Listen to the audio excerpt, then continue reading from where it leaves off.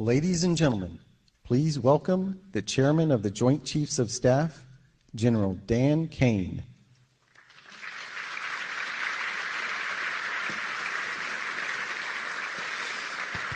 All right, generals, admirals, senior leaders, good morning. Wow, what a group here today. I will tell you that our enemies are terrified right now that we are all in the same room, and that is a true statement. Welcome everyone to Marine Corps Base Quantico and the first ever Key Leaders All Call. To the Commandant and all of the Marines that have made this event possible, thank you. This was no small feat to put this event together in short order, and I'm glad there's pull-up bars just outside. The SEALs in the corner out there are very happy about that. I regret to inform you there will not be a PT test after this event because I know you all would crush it. Last night I had the privilege of joining the Secretary and the Joint Chiefs in honoring 50 Gold Star families at the White House as the President, the First Lady, and our nation honored their loved ones' service and sacrifices. Teammates, it was a quiet and deeply meaningful event that reminded all of us that were lucky enough to be there of the serious and unforgiving nature of the business that we are in, fighting and winning our nation's wars. Leaders, we are living in dynamic and potentially dangerous times. Global risk is on the rise. Our adversaries are no longer aligning, they are aligned. And we must align with equal resolve and unity. Even as we strive for and seek peace, we must be prepared for war. Now, more than ever, it is vital that we hear from our civilian leaders, understand where they're taking the department and the joint force. And today we have the unprecedented opportunity and honor to hear directly from the Secretary of War and our Commander-in-Chief. Together, you and I and our civilian leaders have the honor of leading the finest military in the world. And we must seize every opportunity every day to prepare our joint force for the future. I am deeply humbled to serve with each and every one of you. And now it is my distinct honor to introduce our nation's Secretary of War, the Honorable Pete Hegseth.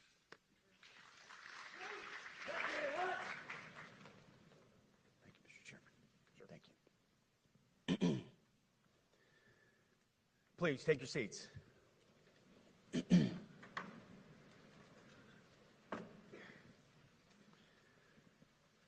Well, Mr. Chairman, the Joint Chiefs, generals, admirals, commanders, officers, senior enlisted, NCOs, enlisted, and every member of our American military, good morning.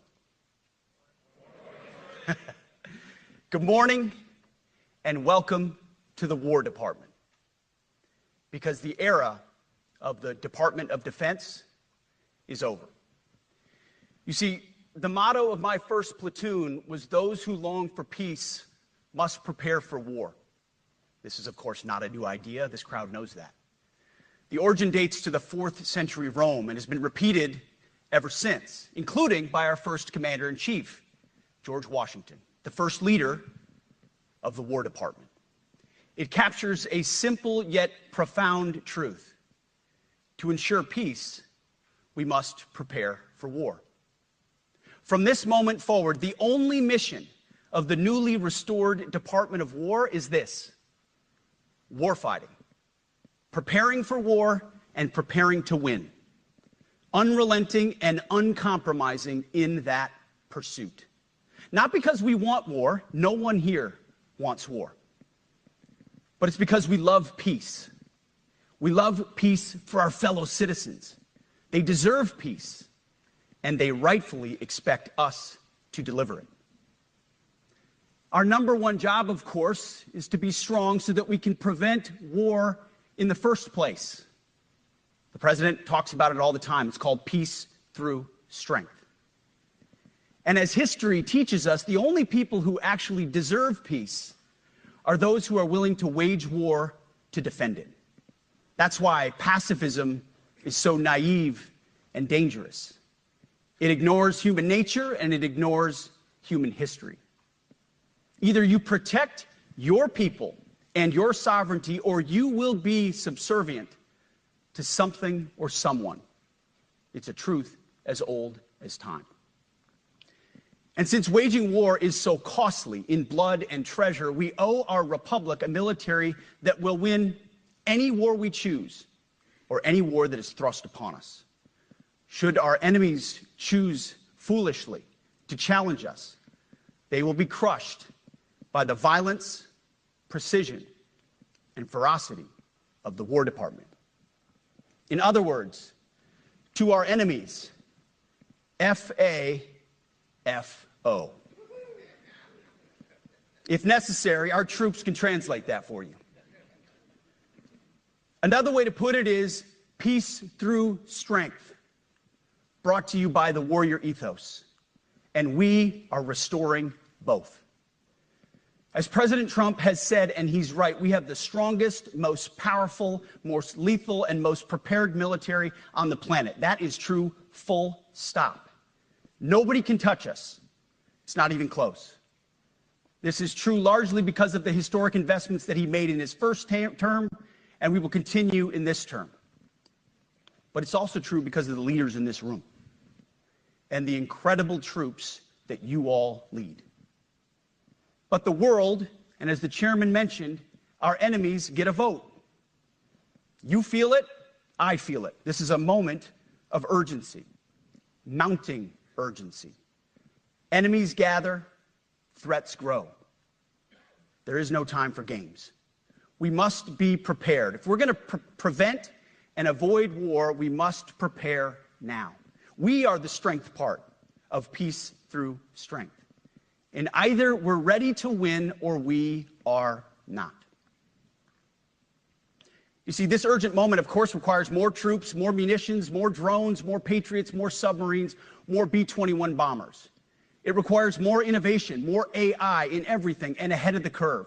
More cyber effects, more counter-UAS, more space, more speed. America is the strongest, but we need to get stronger and quickly. The time is now, and the cause is urgent. The moment requires restoring and refocusing our defense industrial base, our shipbuilding industry, and onshoring all critical components.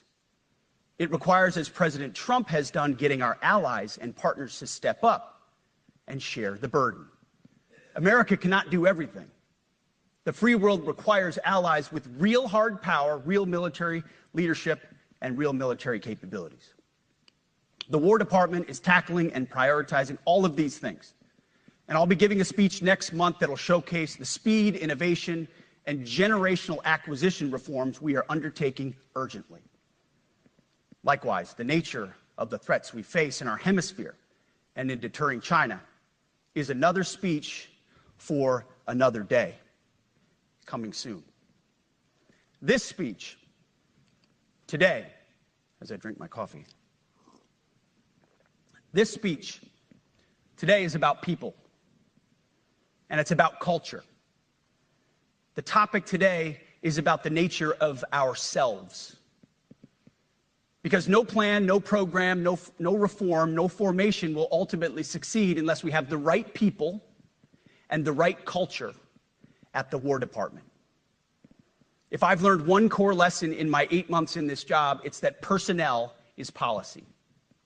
Personnel is policy. The best way to take care of troops is to give them good leaders committed to the warfighting culture of the department. Not perfect leaders, good leaders. Competent, qualified, professional, agile, aggressive, innovative, risk-taking, apolitical, faithful to their oath and to the Constitution. Eugene Sledge, in his World War II memoir, wrote, quote, "War is brutish, inglorious, and a terrible waste. Combat leaves an indelible mark on those who are forced to endure it. The only redeeming factors are my comrades' incredible bravery and their devotion to each other. In combat, there are thousands of variables, as I learned in Iraq and Afghanistan, and as so many of you did in so many more places. Leaders can only control about 3 of them. You control how well you're trained, mostly how well you're equipped, and the last variable is how well you lead. After that, you're on your own. Our warfighters are entitled to be led by the best and most capable leaders. That is who we need you all to be. Even then, in combat, even if you do everything right, you may still lose people because the enemy always gets a vote. We have a sacred duty to ensure that our warriors are led by the most capable and qualified combat leaders. This is one thing you and I can control, and we owe it to the force to deliver it. For too long, we have simply not done that. The military has been forced by foolish and reckless politicians to focus on the wrong things.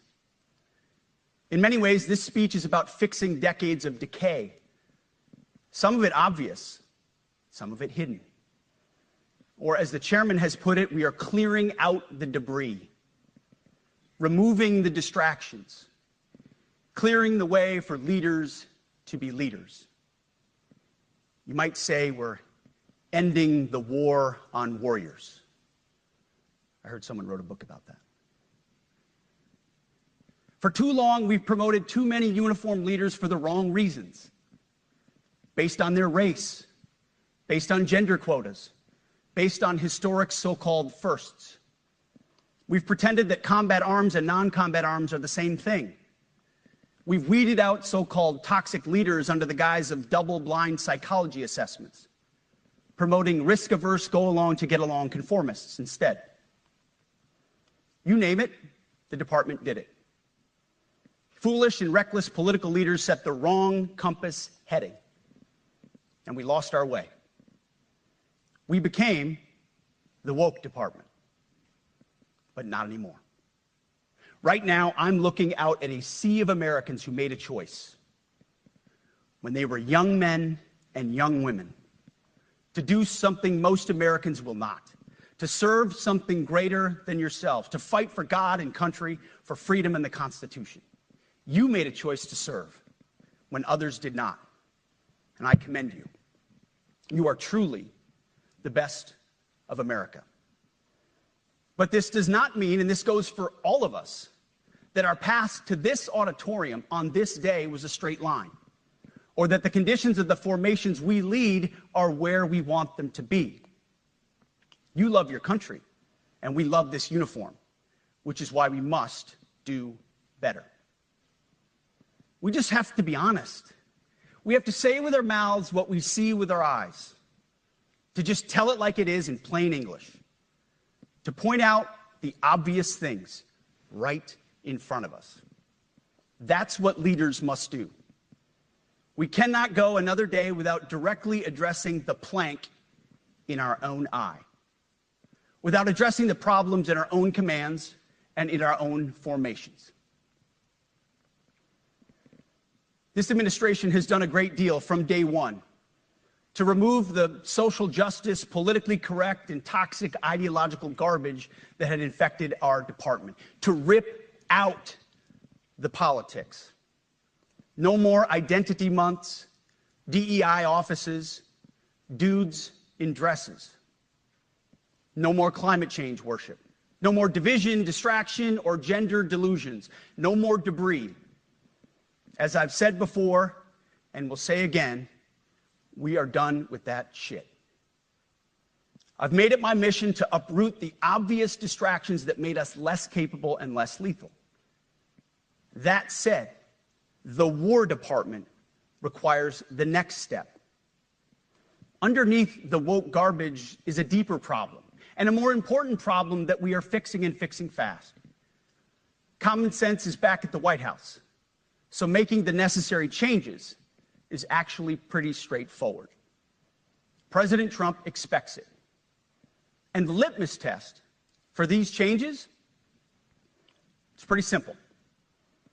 Would I want my eldest son, who is 15 years old, eventually joining the types of formations that we are currently wielding? If in any way the answer to that is no, or even yes, but, then we're doing something wrong. Because my son is no more important than any other American citizen who dons the cloth of our nation. He is no more important than your son. All precious souls made in the image and likeness of God. Every parent deserves to know that their son or their daughter that joins our ranks is entering exactly the kind of unit that the Secretary of War would want his son to join. Think of it as the golden rule test. Jesus said, "Do unto others that which you would have done unto yourself." It's the ultimate simplifying test of truth. The new War Department golden rule is this: do unto your unit as you would have done unto your own child's unit. Would you want him serving with fat or unfit or undertrained troops? Or alongside people who can't meet basic standards? Or in a unit where standards were lowered so certain types of troops could make it in? In a unit where leaders were promoted for reasons other than merit, performance, and warfighting? The answer is not just no, it's hell no. This means at the War Department, first and foremost, we must restore a ruthless, dispassionate, and common sense application of standards. I don't want my son serving alongside troops who are out of shape, or in combat unit with females who can't meet the same combat arms physical standards as men, or troops who are not fully proficient on their assigned weapons, platform, or task, or under a leader who was the first, but not the best. Standards must be uniform, gender neutral, and high. If not, they're not standards. They're just suggestions. Suggestions that get our sons and daughters killed. When it comes to combat arms units, and there are many different stripes across our joint force, the era of politically correct, overly sensitive, don't hurt anyone's feelings leadership ends right now. At every level, either you can meet the standard, either you can do the job, either you are disciplined, fit, and trained, or you are out. And that's why today, at my direction, and this is the first of 10 Department of War directives that are arriving at your commands as we speak and in your inbox. Today, at my direction, each service will ensure that every requirement for every combat MOS, for every designated combat arms position, returns to the highest male standard only. Because this job is life or death. Standards must be met. And not just met, at every level we should seek to exceed the standard, to push the envelope, to compete. It's common sense and core to who we are and what we do. It should be in our DNA. Today, at my direction, we are also adding a combat field test for combat arms units that must be executable in any environment at any time and with combat equipment. These tests, they'll look familiar. They'll resemble the Army Expert Physical Fitness Assessment or the Marine Corps Combat Fitness Test. I'm also directing that warfighters in combat jobs execute their service fitness test at a gender-neutral, age-normed male standard scored above 70%. It all starts with physical fitness and appearance. If the Secretary of War can do regular, hard PT, so can every member of our joint force. Frankly, it's tiring to look out at combat formations, or really any formation, and see fat troops. Likewise, it's completely unacceptable to see fat generals and admirals in the halls of the Pentagon and leading commands around the country and the world. It's a bad look. It is bad, and it's not who we are.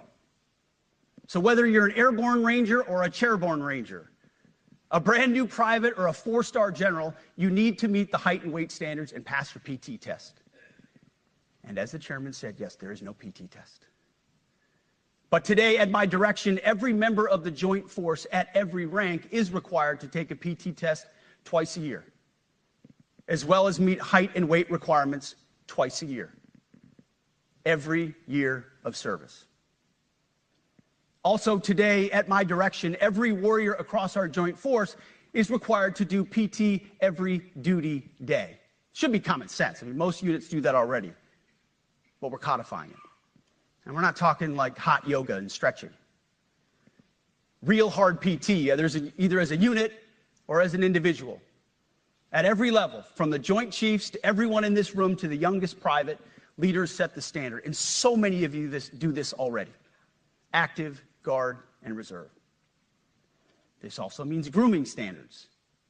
No more beards, long hair, superficial individual expression. We're going to cut our hair, shave our beards, and adhere to standards. Because it's like the broken windows theory of policing. It's like when you let the small stuff go, the big stuff eventually goes.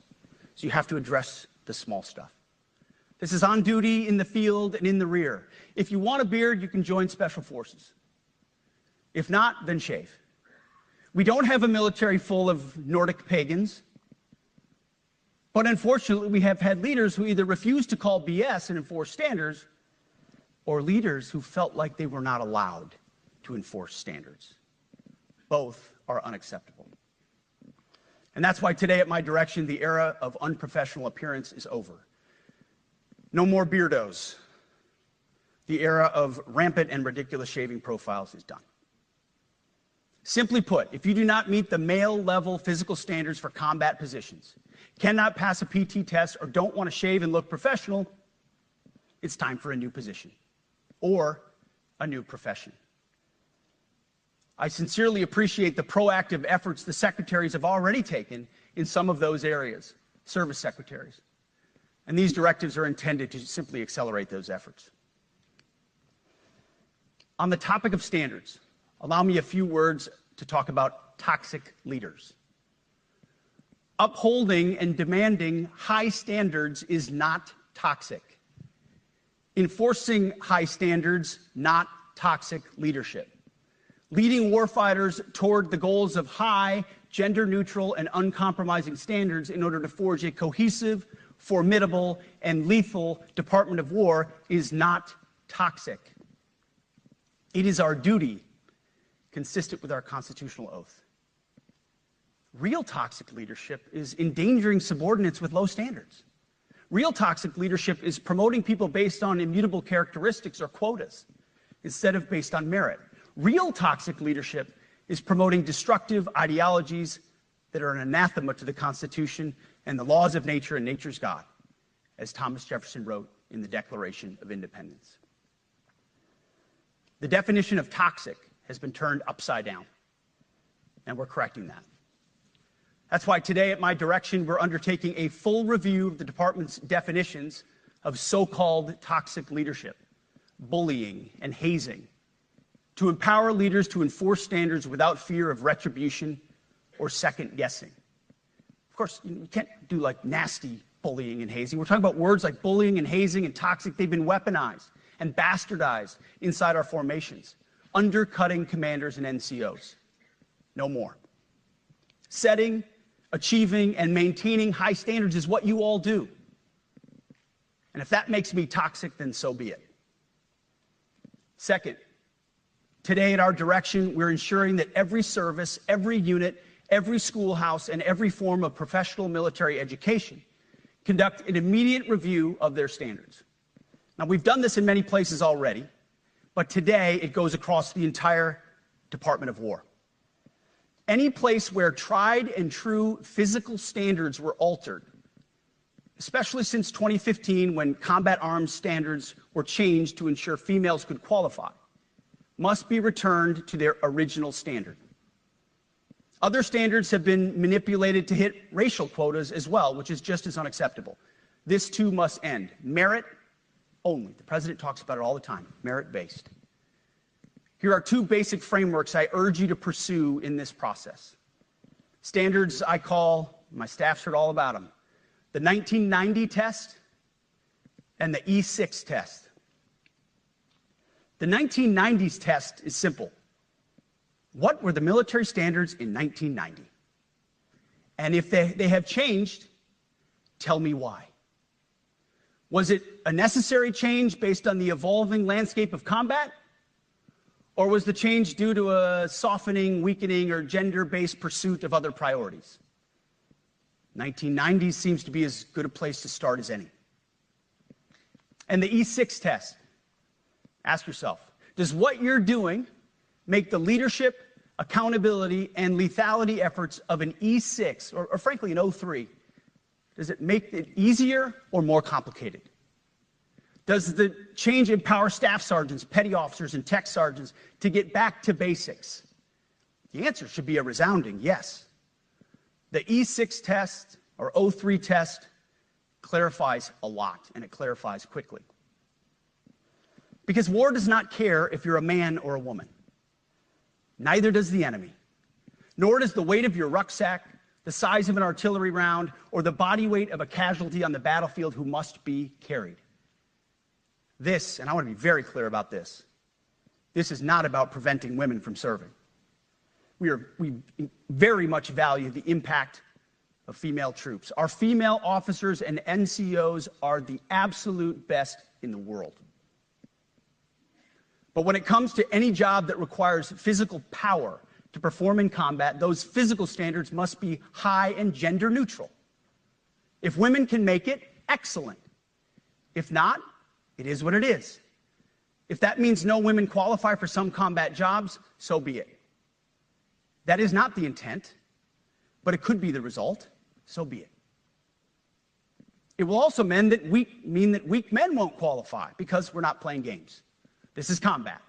This is life or death.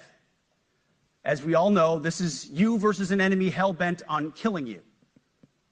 To be an effective, lethal fighting force, you must trust that the warrior alongside you in battle is capable, truly physically capable of doing what is necessary under fire. You know this is the only standard you would want for your kids and for your grandkids. Apply the War Department Golden Rule, the 1990 test, and the E6 test, and it's really hard to go wrong. Third, we are attacking and ending the walking on eggshells and zero-defect command culture.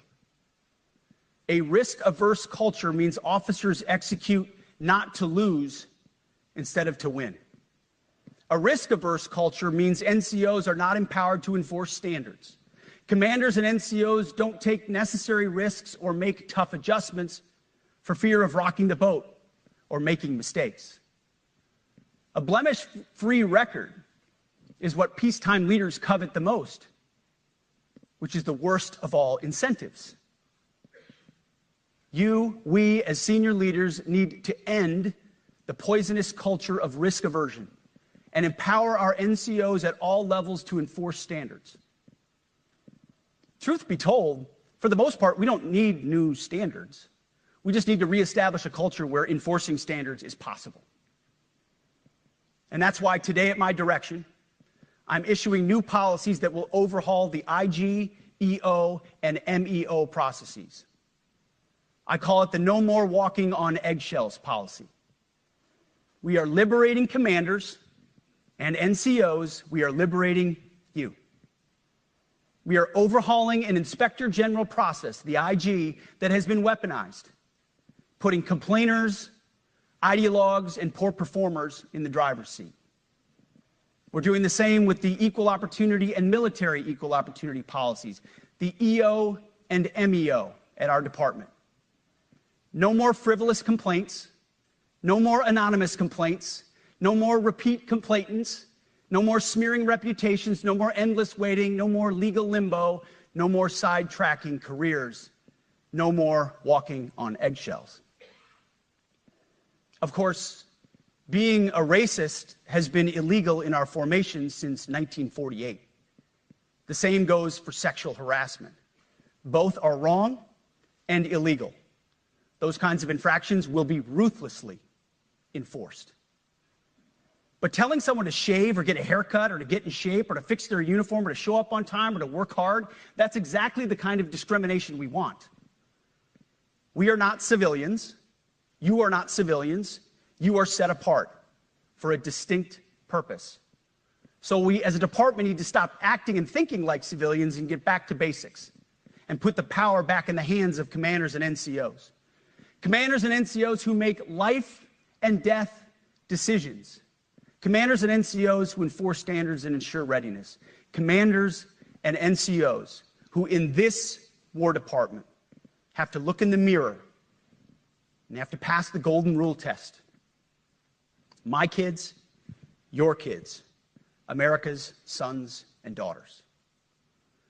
So I urge you all here today and those watching, take this guidance and run with it. The core of this speech is the 10 directives we're announcing today. They were written for you, for Army leadership, for Navy leadership, for Marine Corps leadership, for Air Force leadership, Space Force leadership. These directives are designed to take the monkey off your back and put you, the leadership, back in the driver's seat. Move out with urgency because we have your back. I have your back. And the Commander-in-Chief has your back. And when we give you this guidance, we know mistakes will be made. It's the nature of leadership. But you should not pay for earnest mistakes for your entire career.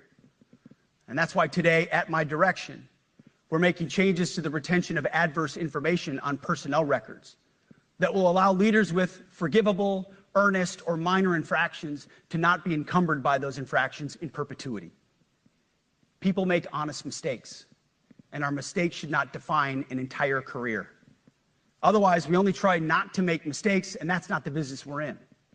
We need risk takers and aggressive leaders and a culture that supports you. Fourth, at the War Department, promotions across the Joint Force will be based on one thing: merit. Colorblind, gender-neutral, merit-based. The entire promotion process, including evaluations of warfighting capabilities, is being thoroughly re-examined. We've already done a lot in this area, but more changes are coming soon. We'll promote top-performing officers and NCOs faster and get rid of poor performers more quickly. Evaluations, education, and field exercises will become real evaluations, not box checks, for every one of us at every level. These same reforms happened before World War II as well. General George Marshall and Secretary of War Henry Stimson did the same thing. And we won a world war because of it.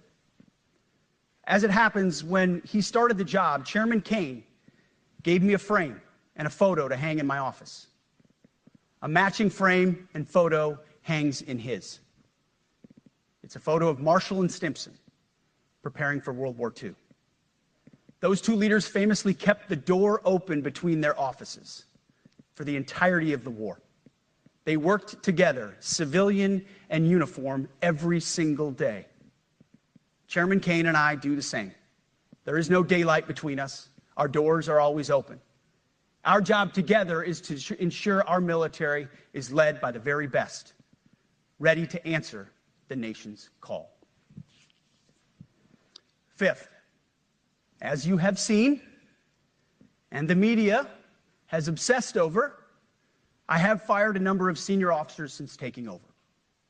The previous chairman, other members of the Joint Chiefs, combatant commanders, and other commanders. The rationale for me has been straightforward.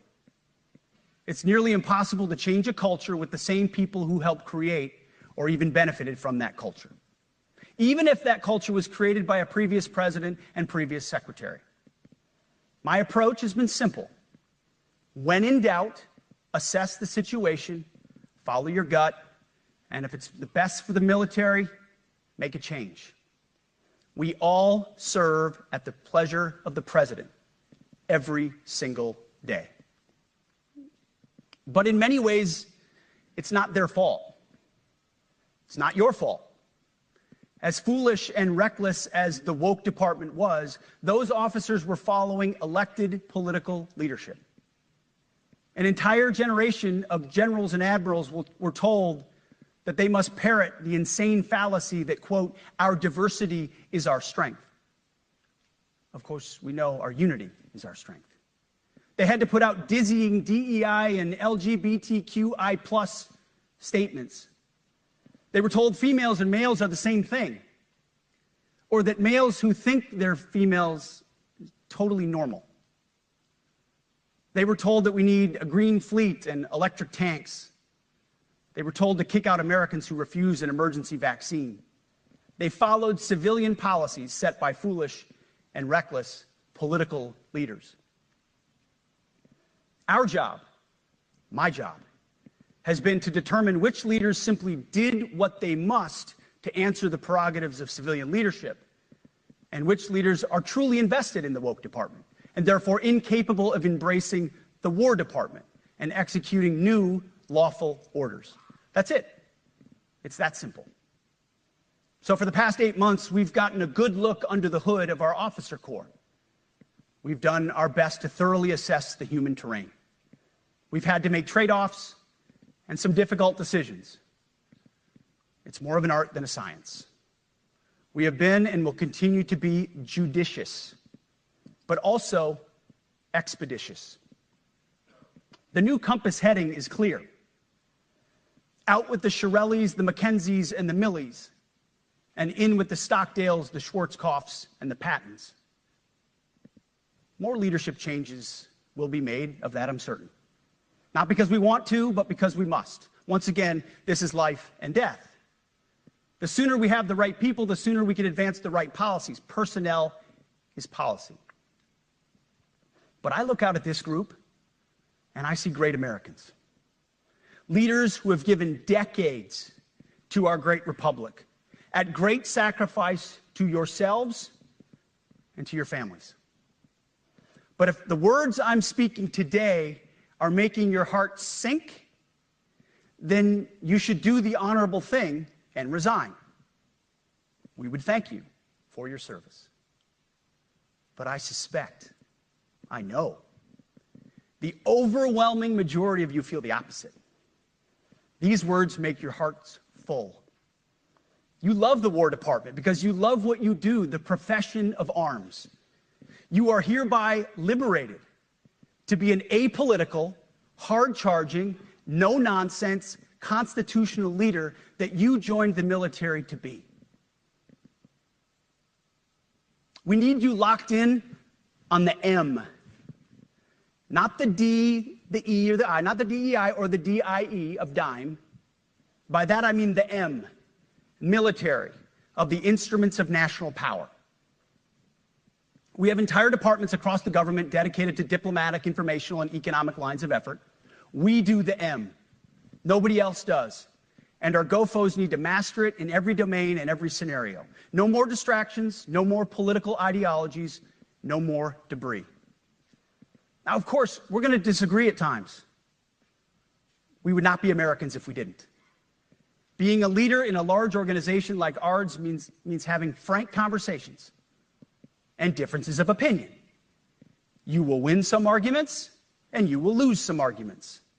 But when civilian leaders issue lawful orders, we execute. We are professionals in the profession of arms.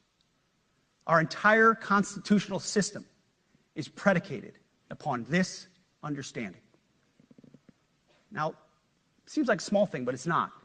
This includes as well the behavior of our troops online. To that end, I want to thank and recognize the services for their new proactive social media policies. Use them. Anonymous, online, or keyboard complaining is not worthy of a warrior. It's cowardice masquerading as conscience. Anonymous, unit-level social media pages that trash commanders, demoralize troops, and undermine unit cohesion must not be tolerated. Again, O3s, E6s. Sixth, we must train and we must maintain. Any moment that we are not training on our mission or maintaining our equipment is a moment we are less prepared for preventing or winning the next war. That is why today, at my direction, we are drastically reducing the ridiculous amount of mandatory training that individuals and units must execute. We've already ended the most egregious. Now we're giving you back real time. Less PowerPoint briefings and fewer online courses, more time in the motor pool, and more time on the range. Our job is to make sure you have the money, equipment, weapons, and parts to train and maintain, and then you take it from there. You all know this because it's common sense. The tougher and the higher the standards in our units, the higher the retention rates in those units. Warriors want to be challenged. Troops want to be tested. When you don't train and you don't maintain, you demoralize. And that's when our best people decide to take their talents to the civilian world. The leaders who created the woke department have already driven out too many hard chargers. We reverse that trend right now. There is no world in which high-intensity war exists without pain, agony, and human tragedy. We are in a dangerous line of work. You are in a dangerous line of work. We may lose good people. But let no warrior cry out from the grave, "If only I had been properly trained." We will not lose warfighters because we failed to train or equip them or resource them. Shame on us if we do. Train like your warriors' lives depend on it, because they do. To that point, basic training is being restored to what it should be: scary, tough, and disciplined. We're empowering drill sergeants to instill healthy fear in new recruits, ensuring that future warfighters are forged. Yes, they can shark attack, they can toss bunks, they can swear, and yes, they can put their hands on recruits. This does not mean they can be reckless or violate the law, but they can use tried and true methods to motivate new recruits, to make them the warriors they need to be. Back to basics at basic as well. Of course, and you know this, basic training is not where mission readiness should end. The nature of the evolving threat environment demands that everyone in every job must be ready to join the fight if needed. A core credo of the Marine Corps is every Marine a rifleman. It means that everyone, regardless of MOS, is proficient enough to engage an enemy threat at sea, in the air, or in a so-called rear area. We need to ensure that every member of our uniformed military maintains baseline proficiency in basic combat skills, especially because the next war, like the last, will likely not have a rear area. Finally, as President Trump rightly pointed out when he changed the department name, the United States has not won a major theater war since the name was changed to the Department of Defense in 1947. One conflict stands out in stark contrast: the Gulf War. Why? Well, there's a number of reasons, but it was a limited mission with overwhelming force and a clear end state. But why did we execute and win the Gulf War the way we did in 1991? There's two overwhelming reasons. One was President Ronald Reagan's military buildup gave an overwhelming advantage. And two, military and Pentagon leadership had previous formative battlefield experiences. The men who led this department during the Gulf War were mostly combat veterans of the Vietnam War. They said never again to mission creep or nebulous end states. The same holds true today. Our civilian and military leadership is chock full of veterans from Iraq and Afghanistan who say never again to nation building and nebulous end states. This clear-eyed view, all the way in the White House, combined with President Trump's military buildup, postures us for future victories if, and we will, and when we embrace the War Department. And we must. We are preparing every day. We have to be prepared for war, not for defense. We're training warriors, not defenders. We fight wars to win, not to defend. Defense is something you do all the time. It's inherently reactionary and can lead to overuse, overreach, and mission creep. War is something you do sparingly, on our own terms, and with clear aims. We fight to win.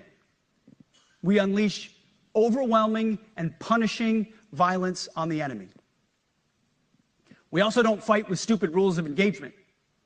We untie the hands of our warfighters to intimidate, demoralize, hunt, and kill the enemies of our country.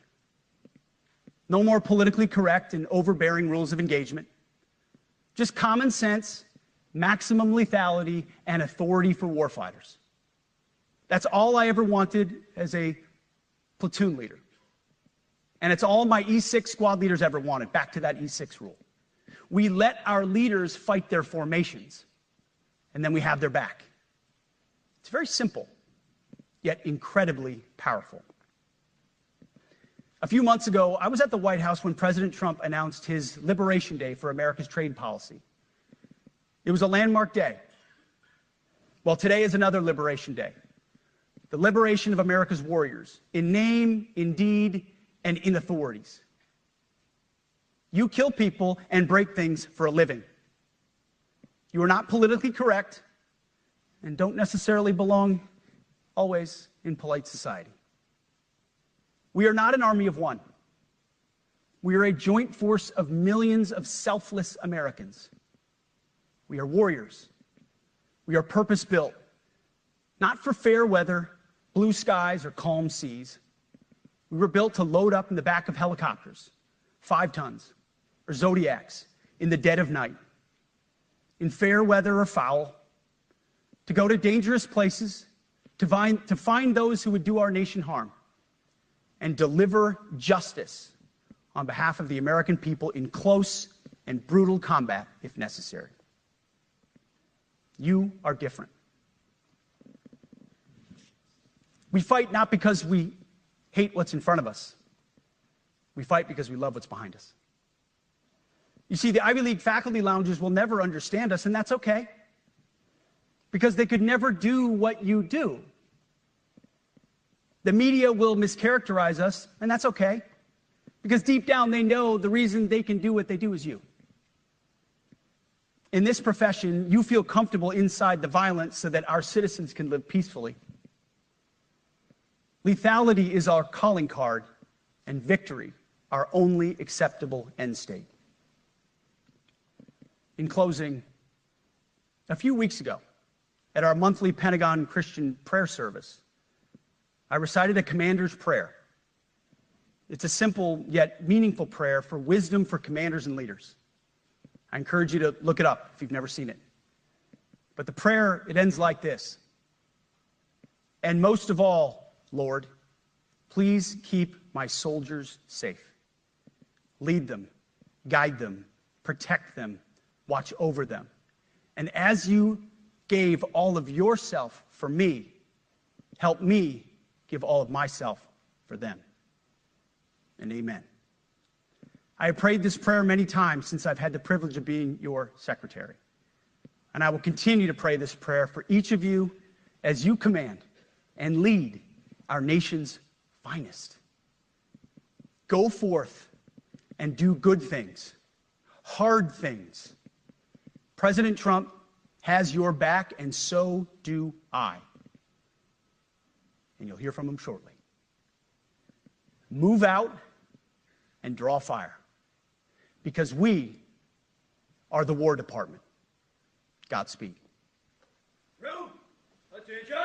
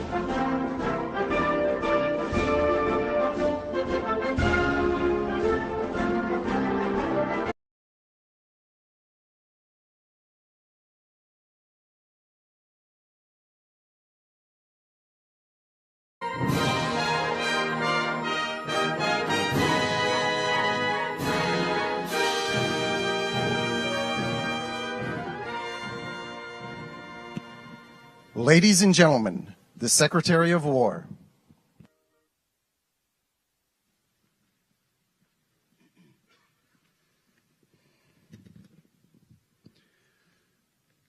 Well, you've heard from me, so now it's the main event, our Commander-in-Chief. I have the privilege every single day of watching him put America first, of ensuring that our warfighters have everything they need.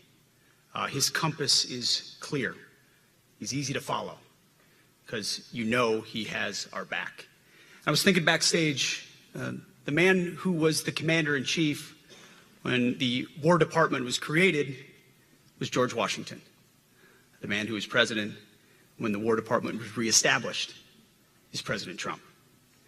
And when he found out about this gathering of senior leaders, he said, I would be honored to come in order to address and thank the incredible Americans who defend our nation. He has a heart full of gratitude and love for what you do, and we get a chance to see it every day. And I'm honored that this morning you all firsthand get to see it as well.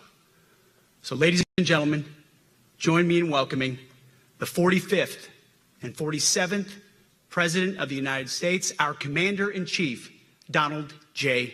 Trump.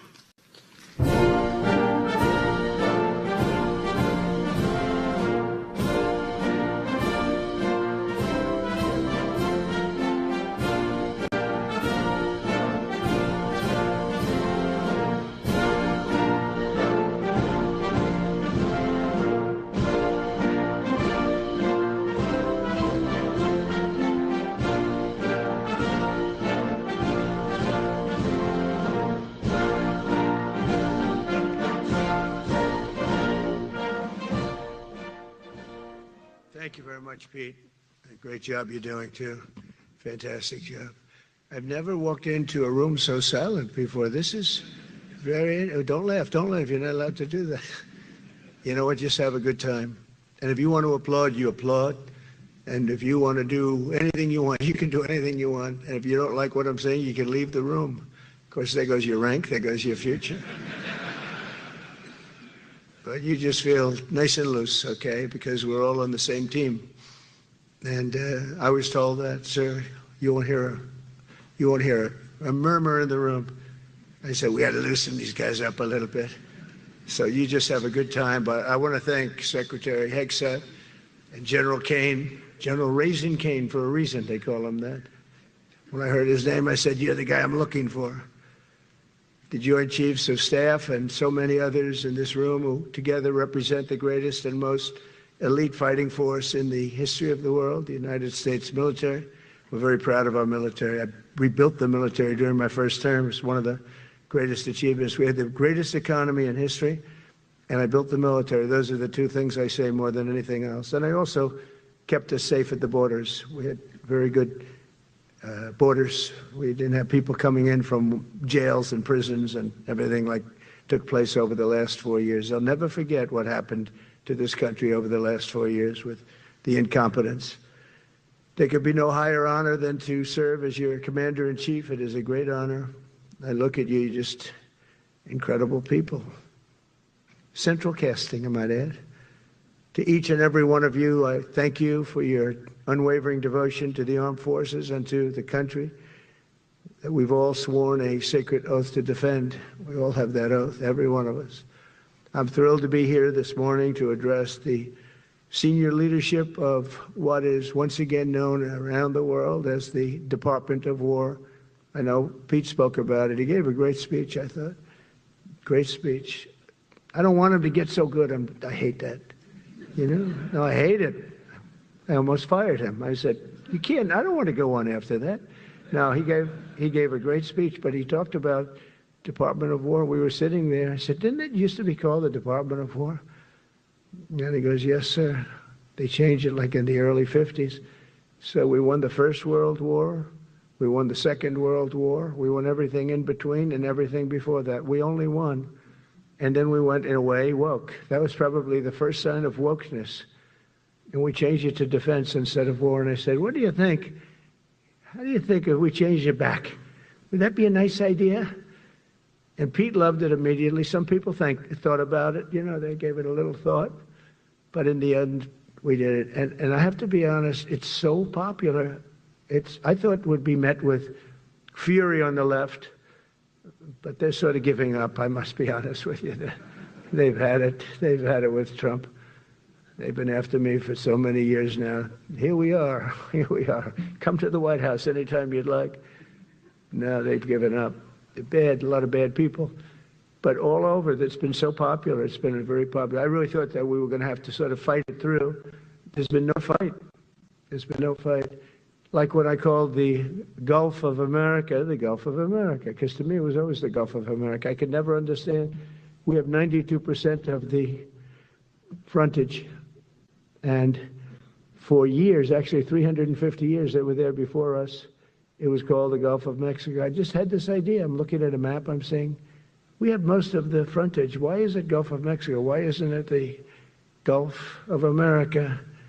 And I made the change, and it went smoothly. I mean, we had a couple of fake news outlets that refused to make the change. And then one of them, AP, took us to court, and we won. And the judge, who was a somewhat liberal judge, said, the name is the Gulf of America, because AP refused to call it the Gulf of America. They wrote, they're not a good outfit, by the way. They call it the Gulf of Mexico. I said, no, the Gulf of America is the name.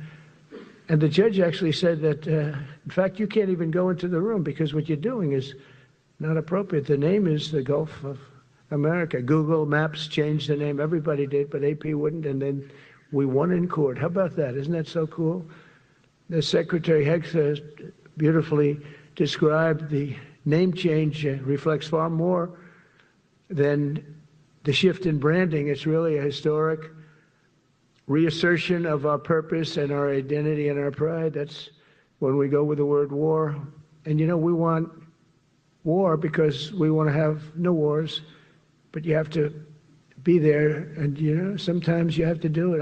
I have settled so many wars since we're here almost 9 months, and I've settled 7, and yesterday we might have settled the biggest of them all, although I don't know, Pakistan, India was very big. Both nuclear powers, I settled that. But yesterday could be the settlement in the Middle East. That hasn't happened for 3,000 years. I said, how long have you been fighting? 3,000 years, sir. That's a long time. But we got it, I think, settled. We'll see. Hamas has to agree. And if they don't, it's going to be very tough on them. But it is what it is. But all of the Arab nations, Muslim nations have agreed. Israel has agreed. It's an amazing thing. It just came together. War is very strange, you know. You never know what's going to happen with war. The easiest one of them all is Putin. I said, number one, it's a war that would have never happened if I were president, if the election weren't rigged. If I were president, that war would have never happened, not even a little chance. And it didn't happen for 4 years. But I knew Putin very well, and I thought that would be easy because I know him so well. Well, that one turned out to be the hardest of them all. We had some that were not settlable, and they all got settled. So if this works out that we did yesterday with the Middle East, then that's more than a war. That's lots of wars. That's all combined. That's a lot of wars. Many of you were over there in many different capacities in many different countries. That's a big part of the earth. But if that works out, it would be 8+. I could give myself 2 or 3 for that one. And then we just have the one to settle, and we have to settle it up with President Putin. And Zelensky, got to get them together and get it done. But the only way we can do that is through strength. I mean, if we were weak, they wouldn't even take my phone call. But we have extreme strength. We had the horror show in Afghanistan, which is really the reason I think that Putin went in. He saw that horror show by Biden and his team of incompetent people.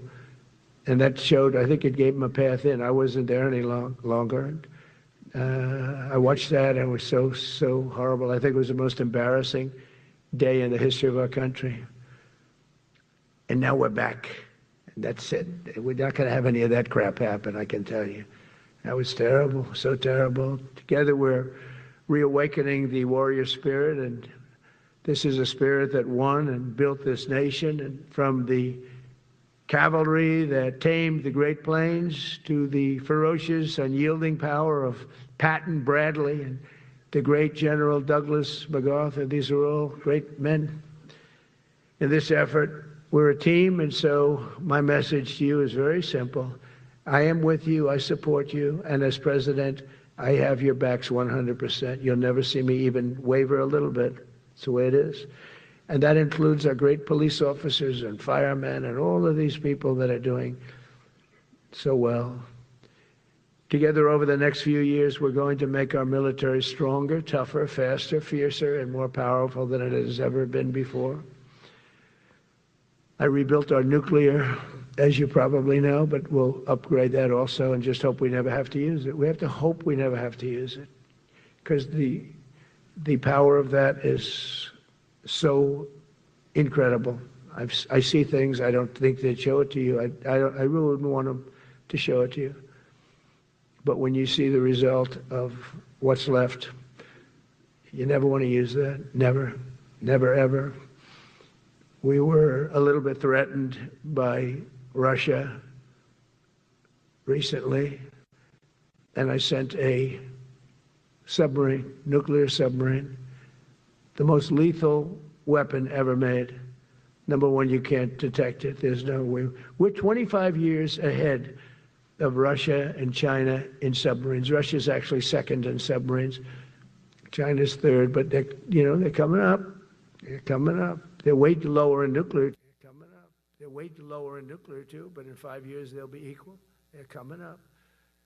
And you don't have to be that good with it. And that works for, I mentioned the word nuclear. I moved a submarine or two, I won't say about the two, over to the coast of Russia, just to be careful, because we can't let people throw around that word. I call it the N-word. There are two N-words, and you can't use either of them. You can't use either of them. And frankly, if it does get to use, we have more than anybody else.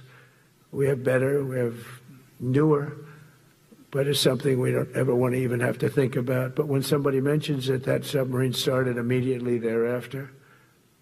And it's just lurking, but I'm sure we're not going to have to use it. But it's an amazing, it's undetectable, totally. Ours is, theirs isn't. Theirs are totally detectable. We can detect them easily. We go right to the spot.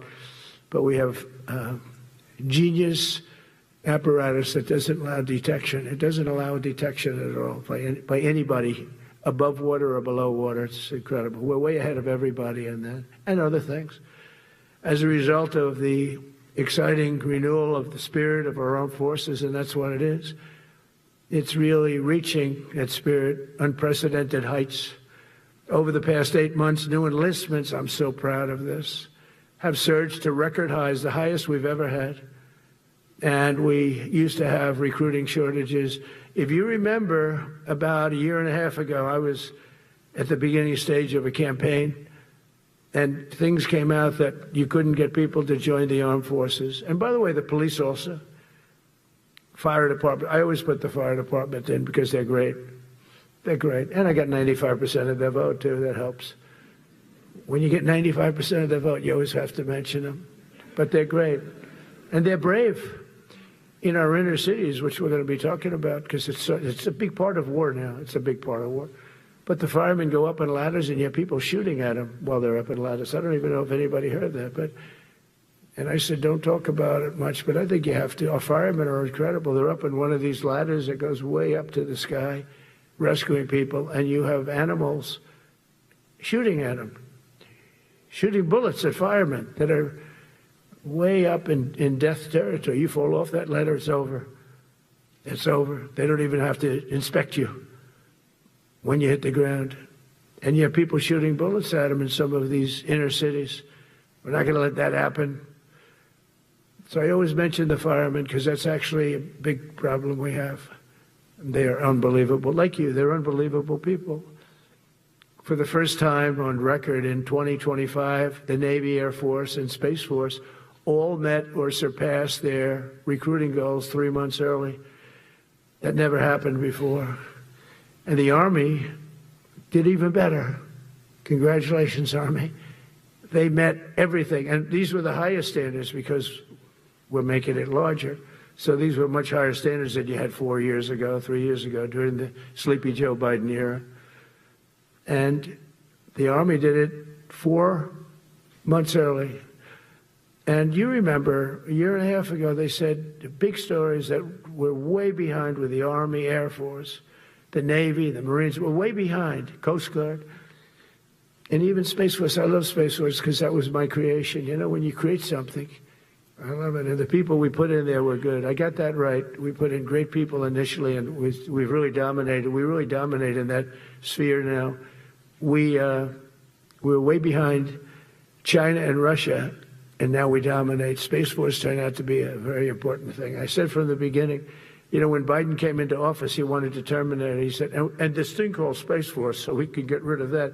And he got hammered by the people in this room for even suggesting it, because it's very important, one of the most important. And as time goes by, it'll get more and more important. But we're now at 106% of our recruiting targets for the year, and that's the best in far more than a generation. And for the Marines, morale is so strong that the Marine Corps will meet its 2026 retention targets before the end of October, which never happens. And that's the earliest it's ever happened in the history of our country. And it makes you feel good, you know. I felt guilty. I'd go make a speech in front of never people like you. You are the leaders, but people, soldiers. And I felt embarrassed because there'd be stories about, you know, we couldn't fill up our Army, Navy, Air Force. We couldn't fill them up. And it was headlines. It was during Biden's 4 years, the auto pen. I call him the auto pen. It's, how would you like to have your thing signed by an auto pen? You know, when I have a general and I have to sign for a general because we have beautiful paper, the gorgeous paper, I said, throw a little more gold on it. They deserve it. I want the A paper, not the D paper. We used to sign a piece of garbage. I said, this man's going to be a general, right? Yeah. I don't want to use this. I want to use the big, beautiful, firm paper. I want to use the real gold writing when you talk about the position, and they're beautiful.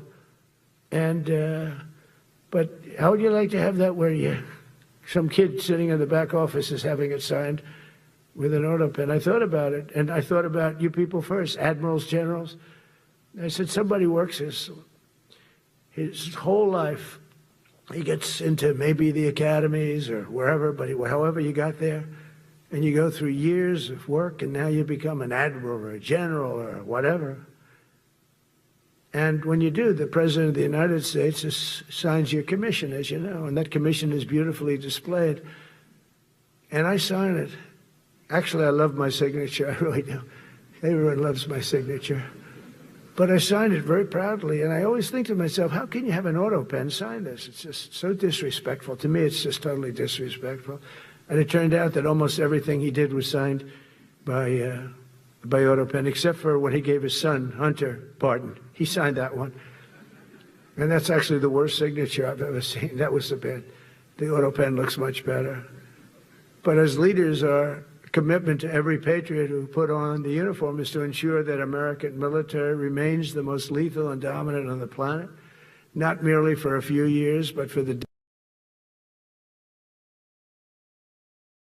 decades, be so strong that no nation will dare challenge us, so powerful that no enemy will dare threaten us, and so capable that no adversary can even think about beating us.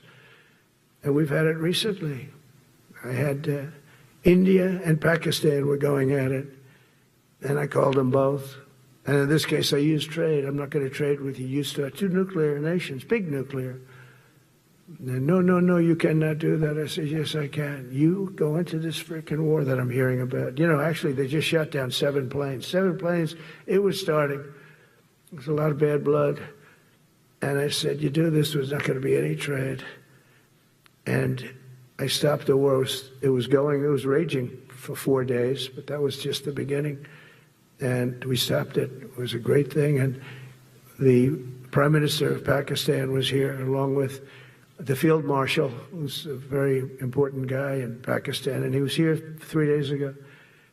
And I didn't even realize it as beautiful as he said it, but he said that to a group of people that were with us, 2 generals, but a group, he said, this man saved millions of lives because he saved the war from going on, and that war was going to get very bad, very, very bad. President Trump saved millions and millions of lives. That was a bad war. And I was very honored. I loved the way he said it. Susie Wiles was there. She said that was the most beautiful thing. But we saved a lot of them. We saved a lot of them. Even in Africa, we saved the Congo with Rwanda. They've been fighting for 31 years, 10 million people dead. I got that one done. And very proud of it. So if this works out, we'll have 8 in 8 months. That's pretty good. Nobody's ever done that. Will you get the Nobel Prize? Absolutely not.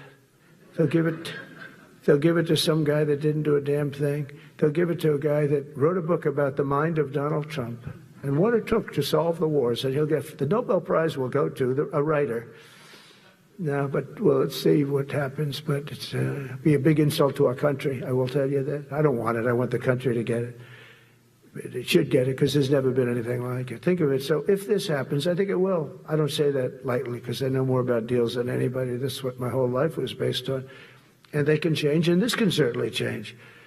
But we have just about everybody. We have one signature that we need, and that signature will pay in hell if they don't sign. I hope they sign for their own good and we create something really great.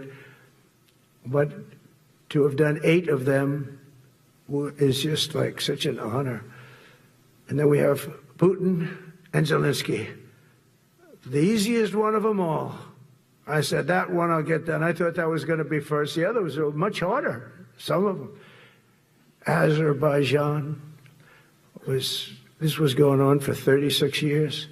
They said, it's not solvable, so don't do it. I said, I will do it. I will do it. And I got on the phone with the 2 countries. They were great.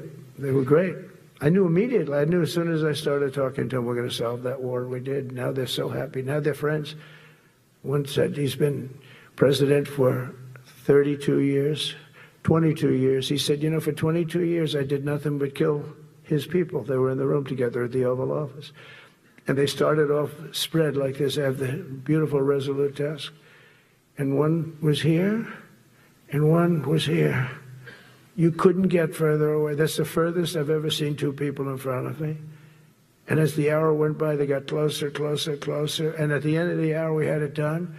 And they hugged and hugged and hugged. And I said, that's so nice, and you're going to remain friends. And I spoke to them, one of them the other day. He said, no, he's now my friend.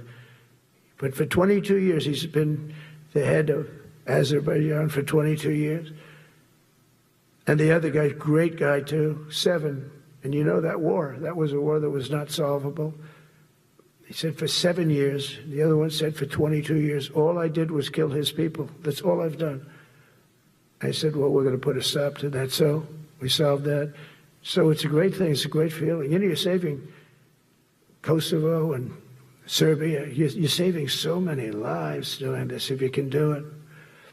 But our people deserve nothing less than the very best, and we're never going to let them down. And if we can solve wars instead of you having to fight wars, wouldn't that be wonderful, right? Wouldn't that be wonderful? That's why one of the first executive orders I signed upon taking office was to restore the principle of merit. That's the most important word, other than the word tariff. I love tariffs. Most beautiful word. But I'm not allowed to say that anymore. I said tariff is my favorite word. I love the word tariff. We're becoming rich as hell. We have a big case in front of the Supreme Court, but I can't imagine, because this is what other nations have done to us. And we have, great legal grounds. But you still have a case. It would be very bad if something happened. But I said, my favorite word in the English dictionary is the word tariff. And people thought that was strange. And the fake news came over and they really hit me hard on it. They said, what about love? What about religion? What about God? What about wife, family? I got killed when I said tariff is my favorite word. So I changed it. It's now my 5th favorite word. And I'm okay with that. I'm okay with that. But they hit me hard. But it is. I mean, when you look at, we've taken in trillions of dollars. We're rich again. And there'll never be When we finish this out, there'll never be any wealth like what we have. Other countries were taking advantage of us for years and years. You know that better than anybody. And now we're treating them fairly. But the money coming in is, we've never seen anything like it. The other day they had $31 billion that they found, $31 billion. So we found $31 billion and we're not sure from where it came. A gentleman came in, a financial guy. I said, well, what does that mean? He said, we don't know where it came. I said, check the tariff shelf. No, sir, the tariffs haven't started in that sector yet. I said, yes, they have. They started 7 weeks ago. Check it. Comes back 20 minutes later. Sir, you're right. It came from tariffs. $31 billion. That's enough to buy a lot of battleships, Admiral, to use an old term. I think we should maybe start thinking about battleships, by the way. You know, we have a Secretary of the Navy. He came to me because I look at the Iowa out in California, and I look at different ships and the old pictures. I used to watch Victory at Sea. I love Victory at Sea. Look at these admirals. It's got to be your all-time in black and white. And I look at those ships. They came with the destroyers alongside of them, and man, nothing was going to stop. They were 20 deep, and they were in a straight line, and there was nothing going to stop them. And we actually talk about, you know, those ships. Some people would say, no, that's old technology. I don't know. I don't think it's old technology when you look at those guns. But it's something we're actually considering, the concept of battleship. Nice 6-inch sides, solid steel, not aluminum. Aluminum that melts if it looks at a missile coming at it. Starts melting as the missile's about 2 miles away. Now, those ships, they don't make them that way anymore. But you look at it, and your secretary likes it, and I'm sort of open to it. And bullets are a lot less expensive than missiles. A lot of reasons. I should take a vote, but I'm afraid to take that vote because I may get voted out on that one. But I tell you, it's something we're seriously considering. There were powers. There were big powers. They were just about as mean and scary as you could be. And so we're looking at that. One of the biggest cases that we won was the decision of the United States Supreme Court to allow us to proceed on the word merit. Merit. So those two words are right up there. So this is, I would say, the opposite if you ask for a definition, the opposite of political correctness. We went through political correct where you had to have people that were totally unfit to be doing what you're doing for many reasons. I won't get into them. But for many reasons, they were unfit. Now, it's all based on merit. That was such an unbelievable decision. I didn't expect we were going to win that one. We went in. We said we need it. We went in for colleges, you know, where kids with a C average are getting into the best colleges, and the kids with A averages won't get in. And kids with the highest boards and the highest marks or the best marks couldn't get into the best schools. And people that had not good boards and not very good marks, I mean, okay, but nothing special, they were getting into our best colleges. I said, this is just crazy. You can't run a country like this. And it was lingering for years, and it got to the Supreme Court, and we won that decision. Merit, everything's based on merit. You're all based on merit. We're not going to have somebody taking your place for political reasons because they are politically correct, and you're not. We take the people that are going to do the best job. That's all. It's very simple. And that's the way our country was built. We were built on merit. We got away from it for a long time. And everyone understands it. And it was done. It was approved. I give great credit to the Supreme Court because I thought they had tremendous courage. I didn't think they'd do that. That was tremendous. I give them maybe for that decision almost more than anything because it's a hard decision to make. It's really hard. The apparatus of our country was not set up for merit. It was set up for political correctness. And you can never be great if you're going to do that. And we're going to be greater than we ever were before.